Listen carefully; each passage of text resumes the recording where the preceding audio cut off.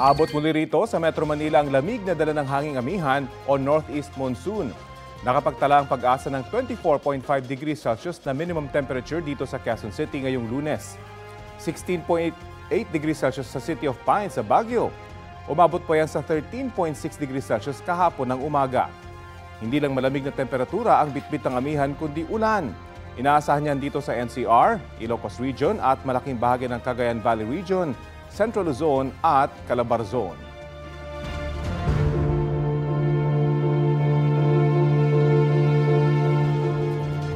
Dalawa pa raw na big fish ang malapit ng kasuhan kaugnay sa issue sa flood control projects ayon kay Ombudsman Jesus Crispin Rimulya.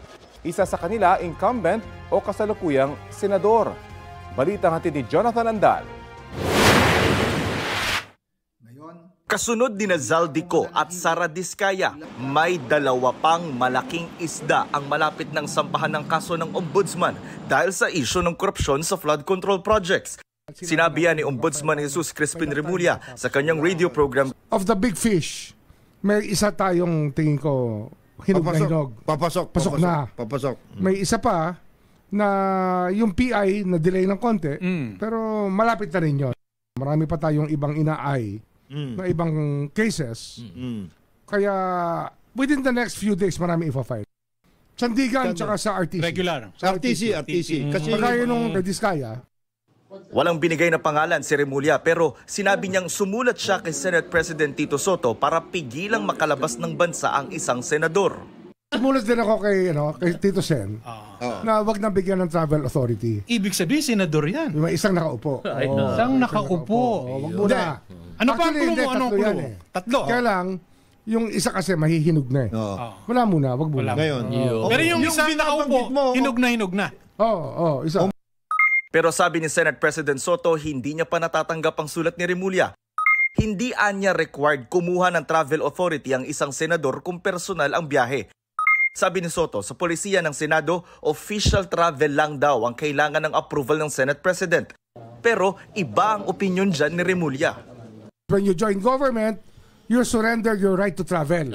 And even your personal travel, you need a travel authority. Si dating Senador Bong Revilla na iniimbestigahan din ng ICI, sinabi naman sa isang pahayag na ginagamit daw ang kanyang pangalan para malihis sa katotohanan. Hindi raw siya umurong noon at hindi uurong ngayon. Aniya, nasa panig niya ang katotohanan. Sinabi rin ni Rimulya na under investigation si dating Undersecretary Terence Calatrava. Wala siyang binigay na detalye kaugnay nito. Nag-resign si Calatrava bilang Undersecretary ng Office of the Presidential Assistant for the Visayas na idinawit din ng mga Diskaya sa pagkubra ng kickback sa mga flood control project. Kay Terence Calatrava po, nag-usap po kami nito sa kanyang kondo po sa Makati. Tapos ang inuutusan na lang po niya na kumuha po ay si at saka yung kasama pa po si Sinusubukan pa ng GMA Integrated News na makuha ang panig ni Calatrava. Jonathan Nandal, nagbabalita para sa GMA Integrated News. Sa ibang balita, naglabas na ng nasa 1,500 special permits ang Land Transportation Franchising and Regulatory Board.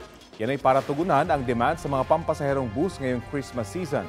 Ayon sa LTFRB, epektibo ang special permit mula December 15 hanggang January 16, 2026. Nagdadagdag na rin daw ng mga Transport Network Vehicle Service o TNVS sa mga airport para sa mga parating at paalis na pasahero.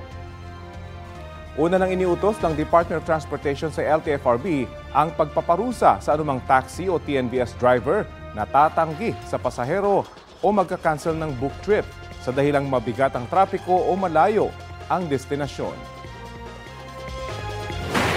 Abiso sa mga kapuso nating motorista sa Metro Manila, pwede nyo nang makita ang ebidensya ng inyong traffic violation sa No Contact Apprehension Policy. Kabilang yan sa mga bagong feature ng May Huli Ka website ng MMDA. Balitang hatid ni Von Aquino. Kita sa mga litratong ito na kuha ng mga CCTV camera ng MMDA ang mga motoristang gumagamit ng cellphone habang nagmamaneho. Meron ding hindi naka-seatbelt. Mga halimbawa ito ng mga ebidensya ng traffic violation sa ilalim ng No Contact Apprehension Policy o NCAP na kabilang sa mga bagong makikita sa myhulika.mmda.gov.ph website ng MMDA. Kung magche-check lang ng violation, ang plate number at MV file number lang ang kailangang ilagay. Pero para magamit ang lahat ng bagong features, kailangang mag-register. Isa sa mga bagong pwedeng magawa sa website ang pag-contest o pag-question sa itinag na violation. Pwede yan gawin mismo sa website sa pamamagitan ng e-contest option. Gumawa ng ticket at ilagay ang lahat ng detalye at i-upload ang lahat ng required na dokumento. May TAD officer na po na magre-review niyan ng inyo pong rason kung bakit hindi kayo dapat ma-issuehan ng ticket. Ino-notify po kayo kung kailangan mag-hearing through na rin po yan, Zoom meeting. Kung hindi lang iisa ang sasakyan, pwedeng i-register ang mga ito sa iisang account para isahan ang notification sakaling may paglabag. Ang multa sa inyong paglabag, pwede na ring bayaran sa pamamagitan ng isang e-wallet app.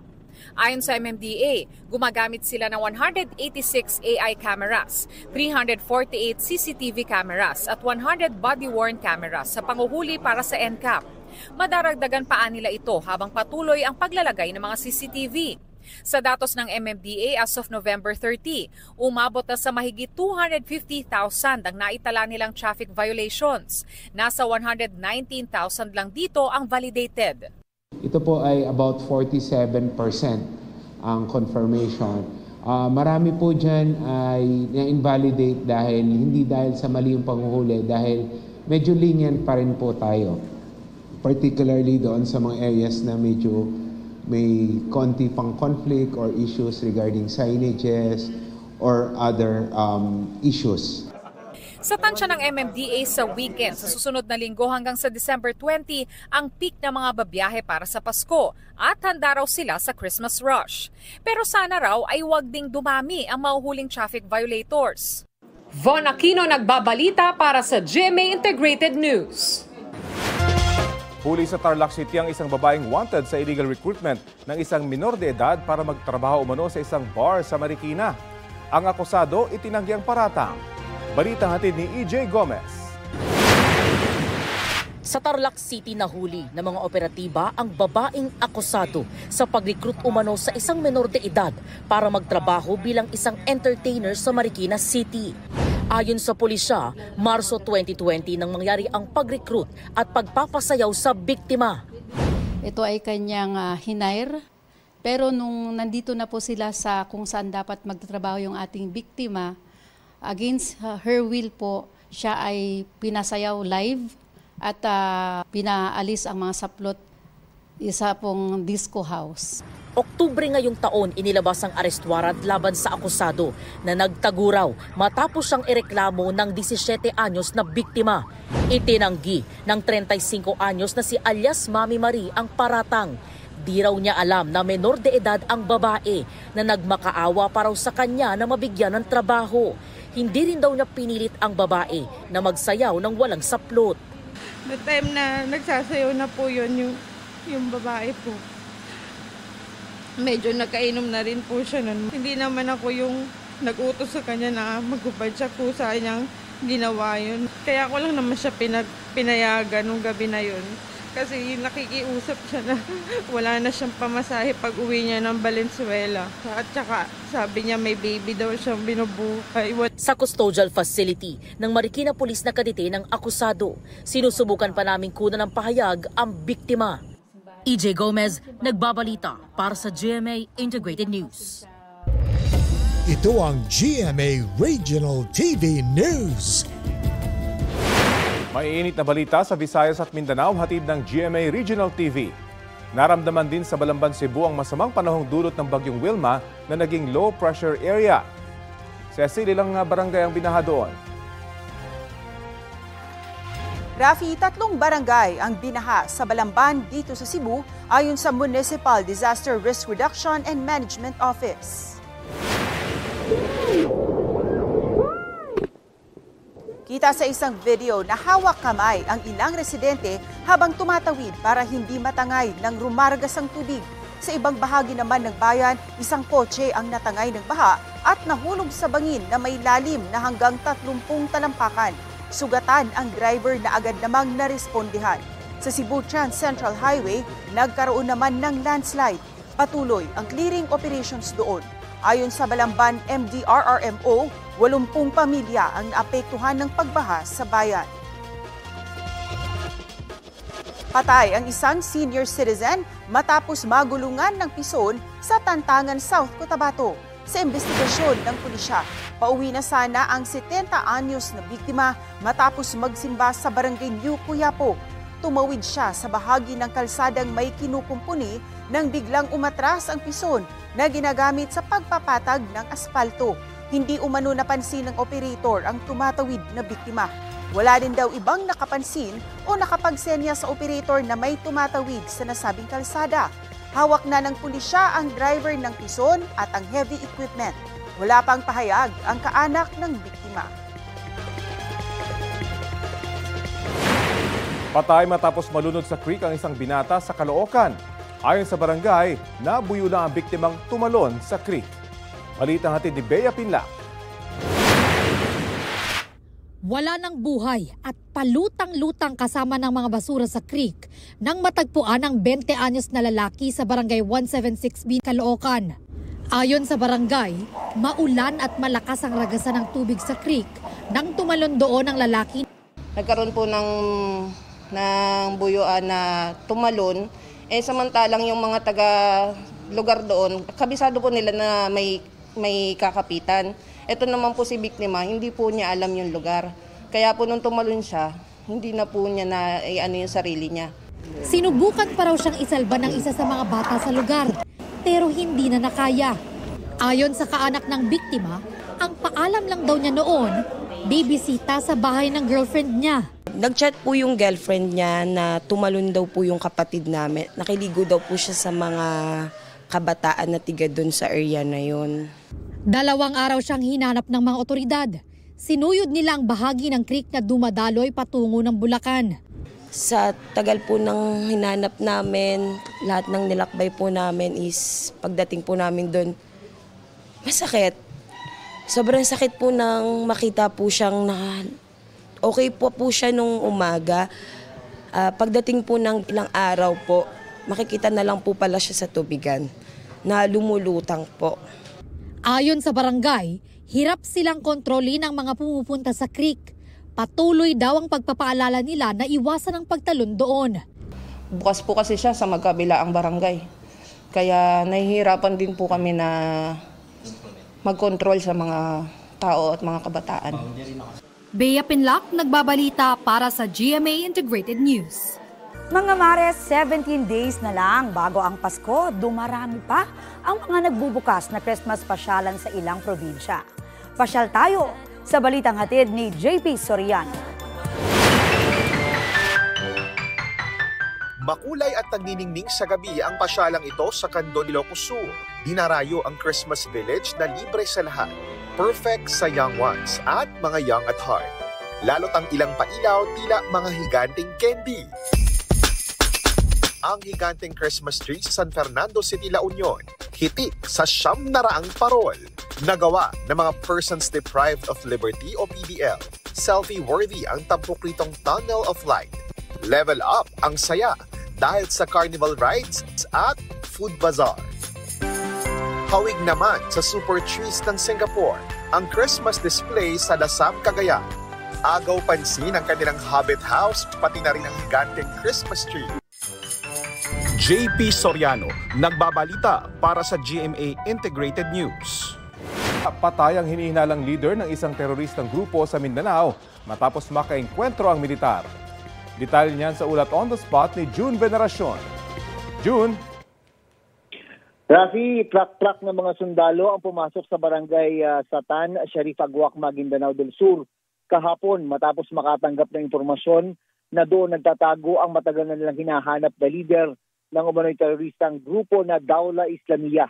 Gumamit din ng armored personnel carrier sa operasyon. nang makita na ang kanilang target sa kanyang bahay, sandaling nagkaputukan na nauwi sa pagkamatay ni Ustad Muhammad Usman Sulaiman, ang Amir o top leader ng Dawla Islamiyah Hasan Group. Ayon kay Brigadier General Edgar Cato ng 601st Brigade ng Army, 2 minuto lang tumagal ang operasyon kung saan isang sundalo ang nasugatan.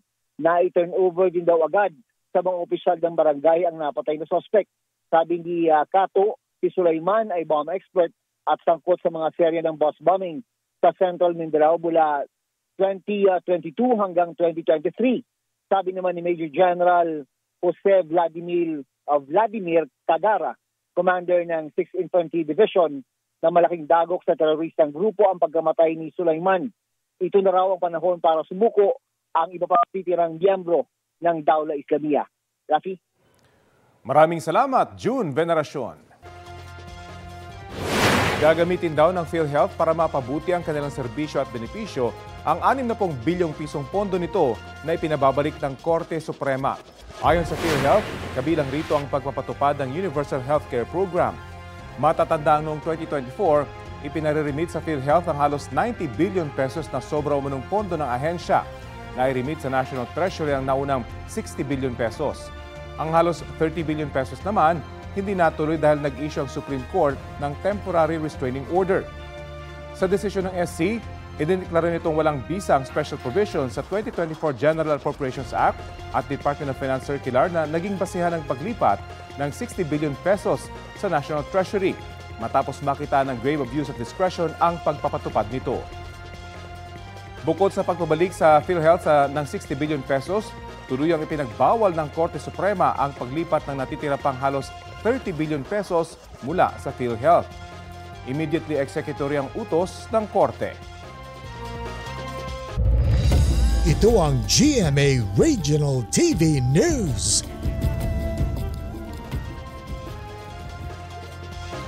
Isang sawa ang hinuli ng mga residente sa kasagsagan ng pagbaha sa Legazpi, Albay. Nagpupumiglas ang sawang yan na nakita ng mga residenteng lumalangoy sa baha sa barangay Maoyod, Poblasyon. Muntik para makapasok sa bakuran ng isang bahay ang ahas kaya pinagtulungan na itong hulihin ng mga residente. Na-turn over na ang sawa sa Albay Park and Wildlife.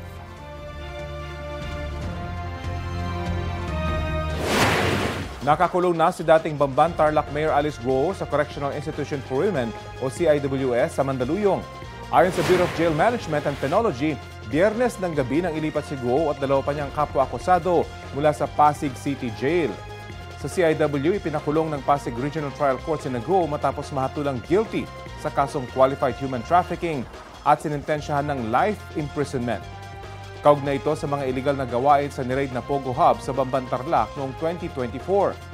Sabi ng BGMP, 60 araw munang mananatili si Guo sa reception ng Diagnostic Center bago ihalo sa iba pang nakakulong sa CIW. Huli kamang paghabol ng mga lalaking yan sa isa pang lalaki sa Kagitingan Street sa Barangay Muzon sa Malabon Lunes noong nakaraang linggo. Maya-maya, tumakbo sila pabalik. Hinabol na pala sila ng lalaki na may dalang baseball bat.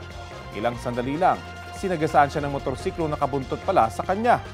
Nang tumilapon, doon na siya pinagtulungang gulpihin. Ayon sa pulis, hinataw din siya ng baseball bat sa ulo. Sinugod sa ospital ang biktima pero binawir ang buhay nitong Biyernes. Naaresto na ang isa sa mga sangkot sa paggugulpi na sinusubukan pang kunan ng pahayag. Pinaghahanap na ang iba pang suspect. Maharap sila sa reklamong homicide.